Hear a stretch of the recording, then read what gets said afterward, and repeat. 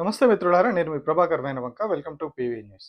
Social media చూస్తూ ఉంటే కొన్ని వీడియోలు కనిపించినాయి ఇవాళ. ఏదైతే చాలామంది ఇవి సంక్రాంతి పండుగ వస్తున్నది కాబట్టి చాలామంది ఆంధ్రాకి వెళ్ళిపోతూ ఉన్నారు. విజయవాడ హైవే అంతా కూడా ట్రాఫిక్ తోటి నిండిపోతూ ఉన్నది. టోల్ గేట్ దగ్గర ట్రాఫిక్ అవుతూ ఉన్నది. చాలా అంటే ట్రాఫిక్ వదిలేసినా కూడా టోల్ గేట్ దగ్గర చాలా కిక్కిరిసిపోయినాయి రోడ్లన్నీ అని చెప్పేసి చాలా వీడియోలు వస్తూ ఉన్నాయి. అందులో కొన్ని వీడియోలు కొంచెం ఆసక్తి కలిగించినాయి. చాలా ఇంట్రెస్టింగ్ అనిపించింది అది చూసిన తర్వాత. ఆశ్చర్యం కూడా వేసింది. అవి మీరు కూడా చూడండి ఒకసారి.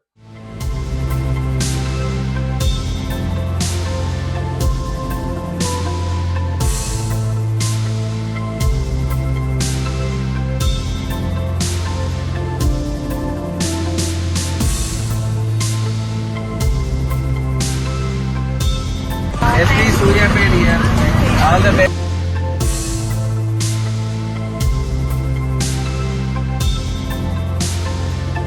Safe journey. Okay, మళ్ళీ safe గా రావాలా.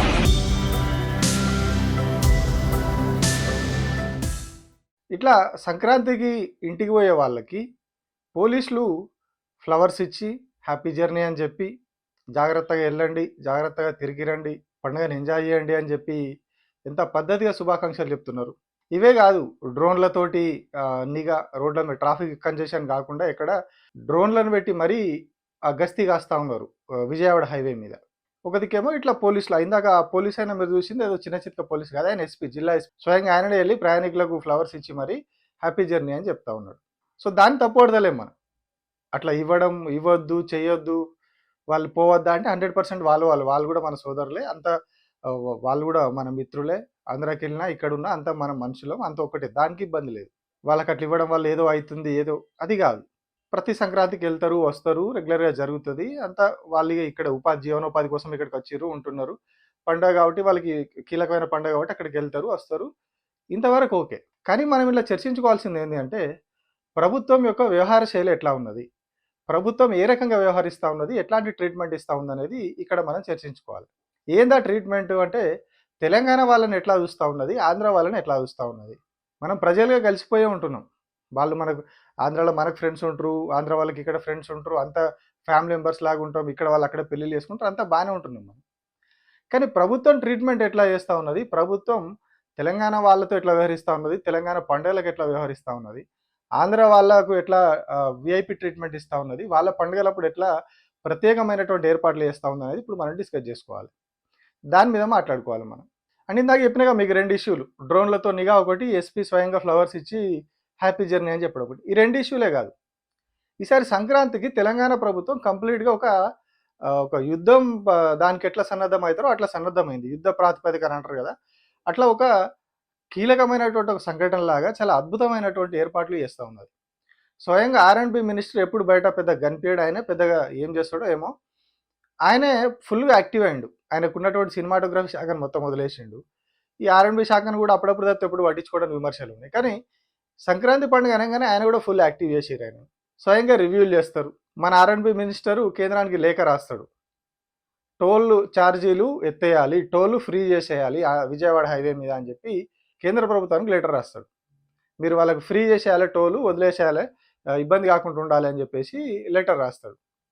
ఇది అక్కడనే అయిపోలేదు. అప్పటి నుంచి ఆయన కంటిన్యూస్ రివ్యూలు, మీటింగ్లు, అధికారులతో స్పెషల్గా టీంలు ఏర్పాటు చేయడం.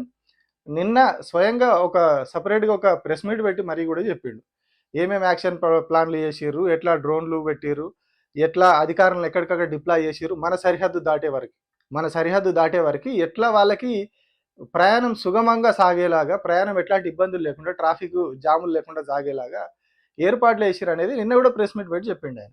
విజయవాడ పోయే వాళ్ళు నేరుగా హైదరాబాద్ అబ్దుల్లాపూర్ మెట్ దగ్గర, దూప్రాడ్ మెట్ దగ్గర బాటిల్ లెక్స్ ఉంటే నేను రివ్యూ చేసిన నైటే అన్ని కూలగొట్టేసి వాళ్ళ కంపెన్సేషన్ ఇచ్చి ఈ 8 డేస్లో రోడ్డు కూడా వేయించడం జరిగింది. ఒక పంతంగి టోల్ గేట్ దగ్గరనే స్లో ఉంది, అక్కడ ఓపెన్ చేయమని చెప్పి ఉదయం 6 గంటలకు వాళ్ళకు ఇన్స్ట్రక్షన్ చేయడం జరిగింది. ఆల్టర్నేట్ ఇంకా రూట్ కావాలంటే ఈ తార్నాక వైపు ఉండే వాళ్ళని వయా ఒలిగొండ వస్తే చక్కగా వాళ్ళు చిట్యాలకు చేరుకుంటారు. ఆ రోడ్డు కూడా సూచించడం జరిగింది. అందుకని ఈ విధంగా ఫస్ట్ టైము ఒక R&B నేషనల్ మినిస్టర్ రివ్యూ చేసుకొని మొన్న పోయి కలెక్టర్, ఎస్పీ గారు అందరితో సీఎం గారికి చెప్తే సీఎం గారు అడిషనల్ డీజీపీ ఇంటెలిజెన్స్ డీజీపీ గారికి చెప్పి ఎక్స్ట్రా ఫోర్స్ని కూడా పెట్టడం జరిగింది. ఎక్కడ ఇబ్బంది లేకుండా త్వరగా ఇళ్లకు పోయి హ్యాపీగా సంక్రాంతి పండుగ చేసుకొని వచ్చే విధంగా మొదటిసారి గవర్నమెంట్ క్యాబినెట్ గవర్నమెంట్ అమలు కావడం మా ప్రతీక్ ఫౌండేషన్ అమలు ప్రతి 20 కిలోమీటర్ 30 కిలోమీటర్ ఒకటి క్రేన్స్ ఎక్కడన్నా వెహికల్స్ ఆగిపోతే ఇవన్నీ కూడా ట్రాఫిక్ ఇబ్బందులు లేకుండా మొదటిసారి ప్రభుత్వం ఒక మినిస్టర్గా నేను 30వ తారీఖు రోజే ఈ నిర్ణయాలు తీసుకోవడం జరిగింది. అంటే ఇంత ఫోకస్డ్గా సంక్రాంతి పండుగని వీళ్ళు జాగ్రత్తగా తీసుకొని వాళ్ళ వాహనాలు వెళ్ళడానికి కావచ్చు, వాళ్ళకు అన్ని రకాలుగా వాళ్ళకు ఏ రకంగా కూడా ఇబ్బంది రాకుండా ప్రభుత్వం అన్ని రకాలుగా వాళ్ళకు సౌకర్యాలు కల్పిస్తూ ఉన్నది. మొత్తం ఆగమాగం అవుతా ఉన్నది తెలంగాణ ప్రభుత్వం. ఆంధ్ర ప్రాంతానికి సంబంధించిన వాళ్ళు వాళ్ళ రాష్ట్రానికి వెళ్ళడానికి, వాళ్ళ సొంతూళ్ళకి వెళ్ళడానికి వీళ్ళు ఆగమాగం అవుతా ఉన్నారు. అట్లనే ఏమన్నా మరి ఏపీ నుంచి ఏమైనా లెటర్ ఇచ్చిర్రా, ఏమైనా రిక్వెస్ట్ చేసిర్రా వీళ్ళకి మీరు ఈ జాగ్రత్తలు తీసుకోర్రి అని చెప్పి? ఏం చెప్పలే వాళ్ళు. వాళ్ళు ఏమన్నా కేంద్ర ప్రభుత్వానికి లేఖ రాసిరా?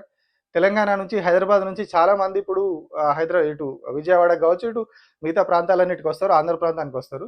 కాబట్టి కేంద్ర ప్రభుత్వం మా వాళ్ళకి ఇబ్బంది అవుతుంది కాబట్టి టోల్ ఎగ్జామ్షన్ చేయాలని చెప్పి ఆంధ్రప్రదేశ్ ప్రభుత్వం కూడా ఎక్కడ కేంద్ర ప్రభుత్వానికి లేఖ రాయలేదు. ఎందుకంటే వాళ్ళంతా ఎన్డీఏ కూటమి, ఒకటే కూటమిలో ఉన్నారు వాళ్ళు, తెలుగుదేశము బీజేపీ అంతా కూడా. వాళ్ళు కూడా కేంద్ర ప్రభుత్వానికి లేఖ రాయలేదు. కానీ తెలంగాణ ప్రభుత్వం లేఖ రాసింది కేంద్రానికి, సంక్రాంతి పండుగ కోసం టోల్ వదిలేయాలని చెప్పి లేఖ రాశారు. అదే మన పండుగలకి ఎట్లా చేసారు మరి? సేమ్ దసరా పండుగ కూడా సేమ్ సిచ్యువేషన్ ఉంటుంది. దసరా బతుకమ్మ పండుగకి మెజారిటీ ఆఫ్ తెలంగాణ ప్రజలు ఎవరైతే ఇతర ప్రాంతాల నుంచి హైదరాబాద్లో ఉంటున్నారో వాళ్ళంతా కూడా సొంతూళ్ళకి వెళ్ళిపోతారు. వెళ్ళిపోయినప్పుడు ఏ రోజన్నా ఎక్కడన్నా ఎస్పీలు వచ్చి రోడ్ల మీద డ్యూటీలు చేసిర్రా? రోడ్ల మీద వచ్చి మీకు హ్యాపీ జర్నీ అని ఫ్లవర్స్ ఇచ్చి పంపించారా? ఎక్కడన్నా కనిపించిందా ఏ రోజన్నా? లేదు. ఎస్పీలు వచ్చి ఇవ్వాలన్నా, అది చేయాలన్నా, ఫ్లవర్స్ ఇవ్వాలన్నా అంటే సరే అదే వద్దు. ఎక్కడైనా టోల్ గేట్లు ఫ్రీ చేయరు మాకు అని చెప్పి కేంద్ర ప్రభుత్వానికి వీళ్ళు లేఖలు రాసిరా తెలంగాణలో దసరా పండుగకి? ఇప్పుడు వీళ్ళు వచ్చి 2 ఏళ్లలో 2 దసరా పండుగలు అయినాయి కదా. ఒక్క దసరా పండుగ కన్నా వీళ్ళు లెటర్ రాసిరా కేంద్ర ప్రభుత్వానికి? మా తెలంగాణ ప్రజలు అటు పోతారు అని చెప్పేసి వాళ్ళు రాసిరా? లేదు, కేంద్ర ప్రభుత్వానికి రాయలేదు. కనీసం స్టేట్ హైవేలు ఉన్నాయి, స్టేట్ హైవేలో కొన్ని టోల్ గేట్లు ఉన్నాయి. మరి స్టేట్ హైవేలో ఉన్న టోల్ గేట్లన్నా వీళ్ళు ఫ్రీ చేసిరా? చేయలేదు. స్టేట్ హైవేలు వీళ్ళ చేతుల్లోనే ఉన్నాయి, కేంద్ర ప్రభుత్వం చేతిలో లేవు, జాతీయ రహదారుల సంస్థ చేతిలో లేవు, వీళ్ళ చేతిలో ఉన్నాయి. అక్కడ కూడా వీళ్ళు టోల్ ఫ్రీ చేయలేదు. జాతీయ రహదారులకు సంబంధించి కూడా వాళ్ళు అక్కడికి లెటర్లు రాయలేదు. ఏ రోజు కూడా అట్లాంటి పనులు చేయలేదు. ప్రత్యేకంగా బలగాలను డిప్లాయ్ చేసింది లేదు. ప్రత్యేకంగా ఏమో ట్రాఫిక్ ఇబ్బంది లేకుండా చర్యలు తీసుకున్నది లేదు. టోల్ గేట్ల కాడ ట్రాఫిక్ జామ్ అయ్యి కిలోమీటర్ల కొద్ది వాహనాలు ఆగిపోయినాక అప్పుడు ట్రాఫిక్ పోలీసులు ఎంటర్ అయ్యి ట్రాఫిక్ క్లియర్ చేసే ప్రయత్నాలు, కొంచెం అక్కడ టోల్ గేట్లు స్పీడప్ చేసే ప్రయత్నాలు చేశారు తప్పితే ఏ రోజు కూడా వీళ్ళు వచ్చిన 2 నెలల్లో ఏ రోజు కూడా టోల్ గేట్లు ఫ్రీ చేసి ఇంకోటి చేసి చేసింది లేదు. పోలీసులను ప్రత్యేకంగా పెట్టి దీనికోసం చేసింది లేదు. మీదికి వెళ్ళి ఆర్టీసీ ఛార్జీలు పెంచుతారు, డబుల్ ఛార్జీలు చేసి వసూలు చేస్తూ ఉన్నారు. పండగ వచ్చిందంటే ఏ పండుగ వచ్చినా, ఇప్పుడు ఈ పండుగ వాళ్ళది అనుకుందాం, దసరా బతుకమ్మ పండుగలు తెలంగాణ వాళ్ళు చేసుకుంటారు, తెలంగాణ వాళ్ళు ఊర్లోకి పోతారు. సో అప్పుడు కూడా వీళ్ళు రేట్లు డబల్ చేసి వసూలు చేశారు. ప్రతి పండుగ అదే కథ. తెలంగాణ ఆర్టీసీ బస్సుల్లో రేట్లు డబల్ చేయడం వల్ల ఎవరికి ఇబ్బంది? తెలంగాణకి కదా ఇబ్బంది. డబల్ రేట్లు చేసి జేబులు నింపుకునే ప్రయత్నం చేశారు. టోల్ గేట్లు ఫ్రీ చేయలేదు, మళ్ళీ ప్రజలకే జేబులలో బొక్క, రోడ్లలో ట్రాఫిక్ జాము, ప్రజలకే ఇబ్బంది. మరి తెలంగాణ పండుగలకు తెలంగాణ వాళ్ళకి ఇన్ని జరుగుతున్నా కూడా ఏ రోజు పట్టించుకొని కాంగ్రెస్ ప్రభుత్వం ఇవాళ సంక్రాంతి పండుగ రాగానే మొత్తం మేఘాల మీద కింద మీద పడిపోయి మొత్తం ఇక అసలు ఏదో ఒక స్టేట్ ఫెస్టివల్, దానికి ఇబ్బంది రాకుండా చూడాలన్నట్టుగా ప్రయత్నాలు చేస్తూ ఉన్నది. ఎందుకు ఇంత ఆగమవుతా ఉన్నది అంటే ముఖ్యమంత్రి గారు అల్లుడు అక్కడి వ్యక్తి కాబట్టి మరి అల్లుడు బాధపడద్దు, పక్క రాష్ట్రం వాళ్ళకి ఇబ్బంది రావద్దని చేస్తూ ఉన్నాడు, లేకపోతే ఇంకేమైనా వేరే కారణాలు ఉన్నాయా? ఇక్కడనే ఉన్నది అసలు కిట్కు. గత సంక్రాంతి పండుగ కూడా వీళ్ళు ఇంత హడావిడి చేయలేదు, కొంచెం తక్కువ చేసారు. కానీ ఇప్పుడు మరీ ఓవర్ హడావిడి చేస్తూ ఉన్నది రాష్ట్ర ప్రభుత్వం. మరి ఎస్పీలు పోయి రోడ్ల మీద ఉండి ఫ్లవర్స్ ఇవ్వడం, మొత్తం ఆ రూట్ అంతా కూడా కీలకమైన అధికారులు అందరూ వచ్చారు. నల్గొండ జిల్లా ఏరియాలో వస్తుంది అంతా కూడా, దాదాపుగా ఆ విజయవాడ హైవే ఆ మొత్తం కూడా కీలకమైన అధికారులందరూ రోడ్ల మీదనే ఉన్నారు. ఎందుకు మరి ఇంత హడావిడి చేసి ఇంత విఐపి ట్రీట్మెంట్ ఇచ్చి సంక్రాంతికి ఆంధ్రాలో సంక్రాంతి కొత్త అల్లుళ్ళు పోతే వాళ్ళకు ఒక విపరీతమైన మర్యాదలు చేస్తారు. వాళ్ళకు 100-200 రకాల వంటలు చేసి పెట్టి రకరకాలుగా వాళ్ళకు ఒక సపరేట్ గొప్ప ట్రీట్మెంట్ ఉంటుంది. సేమ్ ఇప్పుడు ఈ ఆంధ్రాకి వెళ్ళే వాళ్ళని కూడా అట్లనే ట్రీట్మెంట్ చేసి పంపిస్తాను తెలంగాణ ప్రభుత్వం. ఎందుకు చేస్తూ ఉన్నది ఇంత అంటే, ఒక 2-3 నెలలు పోతే జిహెచ్ఎంసీ ఎలక్షన్స్ వస్తున్నాయి, గ్రేటర్ హైదరాబాద్ మున్సిపల్ ఎలక్షన్స్ వస్తున్నాయి త్వరలో. సో ఈ ఎలక్షన్స్లో ఎట్లనన్నా గెలవాలి, ఎట్లనన్నా మెజారిటీ సీట్లు కొట్టాలి. వాళ్ళను అది చేస్తే ఎట్లా వస్తాయంటే మెజారిటీ ఆఫ్ పీపుల్ ఇక్కడ వాళ్ళే ఉన్నారు. వాళ్ళు గంపగుత్త ఓట్లు వేసారంటే మెజారిటీ వాళ్ళు గెలిచిపోతారు. మెజారిటీ సీట్లు వాళ్ళ కాంగ్రెస్ కార్యకర్తలు పోను, ఆంధ్ర వాళ్ళ ఓట్లని కూడా వాళ్ళకి కొట్టేయంటే ఈజీగా గెలుస్తారు. సో దానికోసం ఈ కథ అంతా నడుస్తూ ఉన్నది. హైదరాబాద్లోని చాలా ప్రాంతాల్లో చాలా వరకు ఆంధ్ర ప్రాంతానికి సంబంధించి వచ్చి ఇక్కడ సెటిల్ అయిన వాళ్ళ ఓట్లు చాలా ఉన్నాయి. సో ఇప్పుడు వీళ్ళ ప్రయత్నాలు ఎందుకు, ఈ దువ్వడం ఎందుకు, ఈ విఐపి ట్రీట్మెంట్ ఎందుకు అంటే వీళ్ళకు సపర్యలు చేసి ఇన్ని చేసి పంపిస్తే ప్రభుత్వం మీద సాఫ్ట్ కార్నర్ రావాలి, ప్రభుత్వం మీద మంచి ఒపీనియన్ రావాలి. ఇప్పటికే హైడ్రా తోటి ఇల్లు కూలగొట్టడం ఇవన్నీ చేయడం, ఈ కథల వల్ల చాలా నెగిటివ్ ఒపీనియన్ ఉంది చాలా మందిలో. సో ఇప్పుడు ఏం చేస్తూ ఉన్నారు, ఇట్లా చేయడం వల్ల ఈ ఏదో ప్రభుత్వం చేస్తానో తెలంగాణ ప్రభుత్వం మా కోసం అని చెప్పి వాళ్ళకు ఒక పాజిటివ్ కార్నర్ రావాలి. తెలంగాణ ప్రభుత్వం ఇంత గొప్పగా చేస్తున్నది మా కోసం అని వాళ్ళు అనుకొని జిహెచ్ఎంసీ ఎలక్షన్లో కాంగ్రెస్ పార్టీకి ఓటేయాలి. ఇది ప్రభుత్వం తిప్పాల. దీనికోసం ఇగో ఒక 10-15 రోజుల నుంచి మొత్తం కింద మీద పడతా ఉన్నారు అధికారులందరూ కూడా. మన పండుగలు వస్తే రెస్పాండ్ గారు అంటే మన ఓట్లు వేసినాం అయిపోయింది, ఇక మీతో పని లేదన్నట్టుగానే చూస్తున్నారు అన్నట్టు. ఇప్పుడు మన పండుగలకు టోల్ గేట్లు ఫ్రీ కావు, మన పండుగలకు బస్ ఛార్జీలు తగ్గాయి, మన పండుగలకు అధికారులు వచ్చి స్పెషల్గా చర్యలు తీసుకొని ట్రాఫిక్ లేకుండా చూడరు. కానీ అక్కడి వాళ్ళకి మాత్రం ఇట్లాంటి ట్రీట్మెంట్లు ఉంటాయి. ఇందులో ముఖ్యమంత్రి గారికి ప్రత్యేకంగా ఉన్నటువంటి ప్రేమ ఒకటి, అక్కడి ప్రభుత్వం మీద, అక్కడి నాయకుల మీద, ఆ ప్రాంతం మీద ఉన్నటువంటి ప్రేమ ముఖ్యమంత్రి గారికి అదొకటి. ప్లస్ ఇప్పుడు కొత్తగా పుట్టుకొచ్చింది ఏంటి అంటే ఈ జిహెచ్ఎంసీ ఎలక్షన్స్ ఉన్నాయి. సో ఎట్లనైనా వాళ్ళని కూల్ చేసుకోవాలి, ఎట్లైనా ప్రసన్నం చేయాలి, ఎట్లనైనా వాళ్ళని ప్రసన్నం చేసుకొని ఓట్లు వేయించుకోవాలి. ఇగో ఇది ప్లాన్. దానికోసం పడరాని పాటలు పడతా ఉన్నారు. పాపం భగవాన్ కూడా అట్లాంటి కష్టం రావద్దు, పాపం అట్లా కష్టపడుతున్నారు. ఆయన జీవితం మీద విరక్తి వచ్చిందన్న మంత్రి కూడా పాపం ఆయన కూడా వచ్చి దీని మీద నిన్న ప్రెస్ మీట్ పెట్టి మాట్లాడిపోతాడు.